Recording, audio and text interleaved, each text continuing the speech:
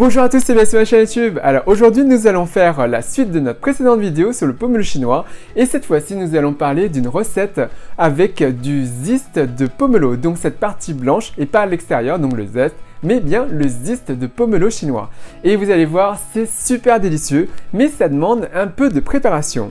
Et vous allez voir, bien sûr, elle n'est pas compliquée et plutôt simple à faire. Et sinon, pour la recette, c'est tout de suite.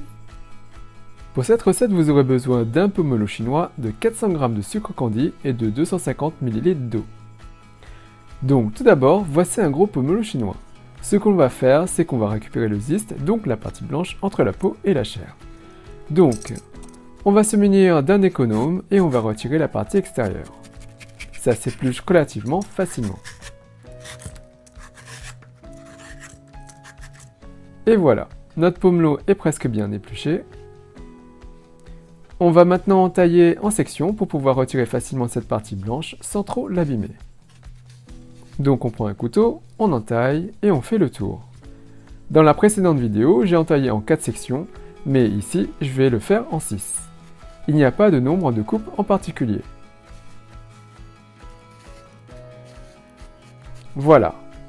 Maintenant, on va essayer de retirer la partie blanche, mais comme vous pouvez le voir, si on n'entaille pas jusqu'à la chair, on va avoir du mal.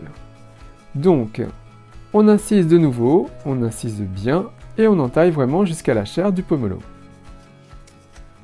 On doit pouvoir voir la chair quand on écarte les sections.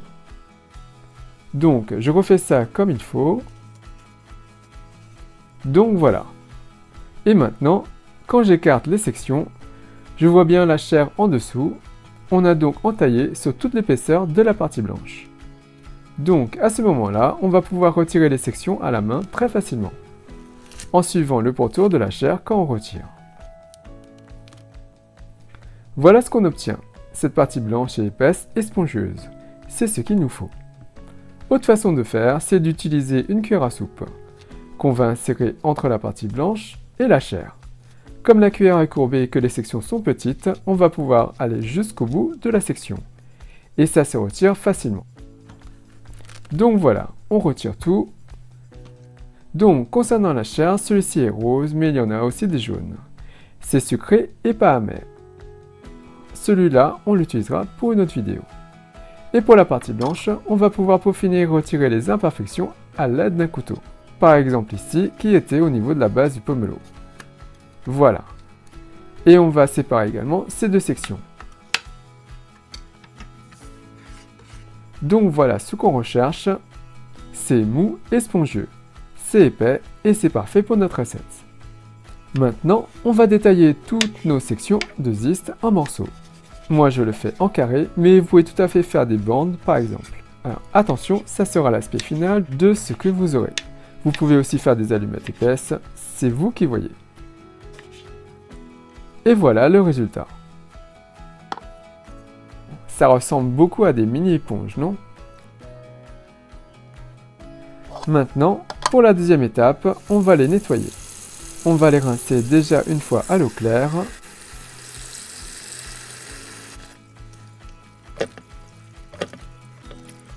Ah, il y a un trop gros morceau, je vais le redécouper. On presse tout ça dans l'eau.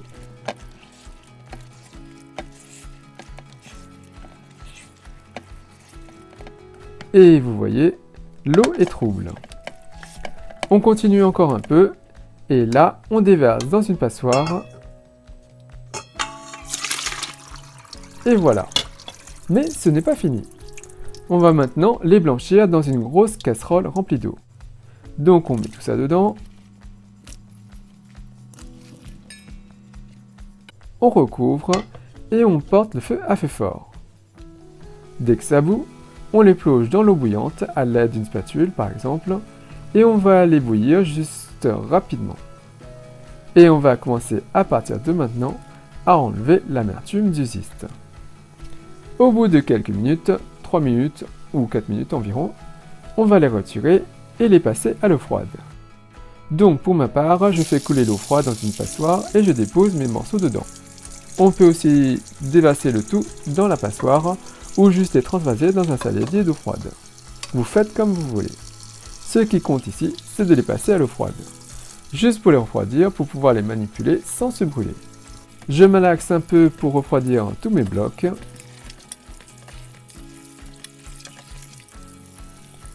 Voilà, et on transfère dans un grand bol ou un saladier. On remplit ce saladier d'eau froide et on va recommencer à les presser pour éliminer l'amertume de chaque morceau. C'est comme une éponge, donc on va le faire plusieurs fois, 4 à 5 fois. En fait, on va le faire tant que l'eau est trouble ou colorée. Je prends ma passoire, je presse plusieurs morceaux dans mes mains et je les essore bien.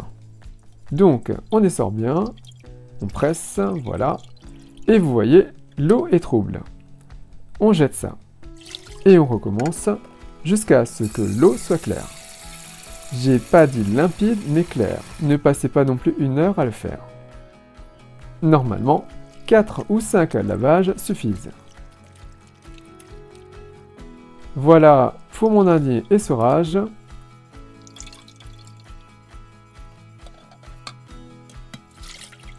Et on presse bien pour refaire sortir un maximum d'eau. Et ça, c'est très important.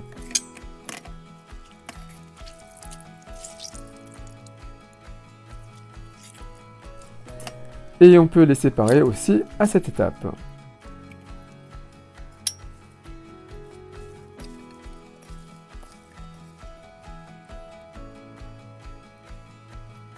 Maintenant, prenez une grande casserole ou un faitout. Je vous montre le sucre candy que j'utilise. C'est du sucre de canne en morceaux ou plutôt en bloc. Il y a ici 400 g dans une boîte. On appelle ça en cantonais pingtang ou pingtang en mandarin. Ce que j'utilise ici, ce sont des gros blocs. Mais il existe aussi du sucre candy dans des sachets comme des petits cristaux blancs. Je vous en ai déjà montré dans mes précédentes vidéos. Donc, on dépose tout le sucre candy dans la casserole et on va y ajouter 250 ml d'eau. Et on porte le feu à feu fort pour dissoudre le tout. On peut aussi recouvrir pour que ça ne s'évapore pas trop vite. Si vous utilisez du sucre candy en petits cristaux, ça fondra plus vite. Le sucre candy est moins sucrant que le sucre de canne pur ou du sucre blanc. Alors attention à cette étape, attendez vraiment que le sucre soit fondu, pas comme ici. Je vous montre pourquoi. Dans l'étape suivante, on va déverser dans la casserole tous nos blocs. Et comme je vous l'ai dit, ces blocs sont comme des petites éponges et ces blocs vont absorber toute l'eau sucrée. Et le risque, c'est que vous n'aurez plus d'eau pour faire fondre le sucre candy restant. Alors, est-ce que c'est une catastrophe? Mais non, en fait. En fait, on peut rattraper ça soit en retirant les blocs à l'aide d'un écumoire, et on refait fondre le sucre candy, puis on redéverse nos blocs dedans. Soit, sinon, on ajoute encore un peu d'eau et on fait dissoudre le sucre restant. Ici, j'ai rajouté environ 20 ml d'eau et je vais faire dissoudre les blocs restants. Je recouvre le tout et on est toujours à feu fort. Après quelques minutes, les blocs restants sont pratiquement tous dissous. Et on remue un peu histoire d'imbiber les blocs de tout ce liquide sucré, donc de ce sirop. Vous pouvez bien sûr appuyer sur les blocs et les refaire imbiber dans le liquide, mais ne les pressez pas plus après, car on veut les garder en gros blocs. Maintenant, on va attendre que le liquide soit complètement absorbé ou évaporé. On est toujours à feu fort. Comme on a ajouté de l'eau, ça va mettre plus de temps que prévu. Normalement, vous aurez déposé des blocs dans du sucre complètement dissous, ça aurait absorbé dès le premier coup. Et il n'y aurait pas plus de liquide dans le fond. Et là, une fois que le liquide est complètement absorbé, on va passer à un feu au-dessus du feu moyen. Sur une échelle de 10, on va passer à 6 par exemple, et on va assécher nos blocs, en les retournant de temps en temps, mais sans les presser. On va faire des zistes confits. Le rendu final doit être des blocs secs, en majorité sur la surface extérieure, avec des blocs bien imbibés de sirop de sucre et qui ne coulent plus. Et l'intérieur restera un petit peu humide. Donc, plus on assèche, plus la partie extérieure deviendra blanche. Ça va prendre environ 10 à 30 minutes, voire plus. En fait, ça dépendra de la taille de vos blocs et de la taille de votre casserole ou de votre faitout. Plus vos blocs sont épais, plus ça prendra de temps. Si vous augmentez le feu à feu plus fort, vous risquez de brûler vos blocs. C'est toujours tentant de le faire, mais pensez bien à les retourner si c'est le cas. Mais c'est risqué et ça n'assèche pas bien l'intérieur. Et si vos blocs sont petits, ça ira plus vite. Et une fois que vous aurez des blocs comme des petits rochers blancs à l'extérieur et un peu translucide au centre, c'est prêt. Donc voilà un morceau un peu brûlé, car je n'ai pas pensé à retourner les blocs assez régulièrement. Le petit test.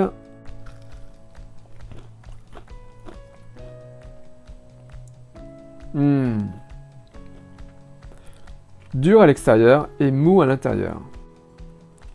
Et là, un plus petit morceau. C'est un goût un peu caramélisé. J'adore ces petites friandises. Donc j'espère que vous en réaliserez chez vous et que ça vous plaira. Mais comme je vous l'ai dit, c'est facile mais ça peut prendre beaucoup de temps à confire. Et sinon, il ne me reste plus qu'à vous souhaiter une bonne dégustation. Donc voilà, comme vous avez pu voir, cette recette est relativement simple à faire. Donc n'hésitez pas, la prochaine fois que vous aurez un pomelo chinois entre vos mains, ne jetez plus le zeste de pomelo chinois. Et servez-vous-en pour faire donc ce pomelo chinois confit. Et vous allez voir, c'est vraiment délicieux. Et bien sûr, si vous aimez cette recette, n'hésitez pas à me laisser un commentaire juste en dessous à me dire ce que vous pensez. N'oubliez pas également de cliquer sur la petite cloche pour notifier de la mise en ligne de prochaines vidéos. Et comme d'habitude, si vous avez apprécié cette recette, si vous avez apprécié cette vidéo, n'hésitez pas à faire un big thumbs up, à liker la vidéo, à la partager autour de vous, à vous abonner à ma chaîne YouTube, à me suivre sur les comptes Twitter, Instagram et Facebook, à soutenir ma chaîne Hey Little Jean. Et moi je vous dis à très bientôt. Bye!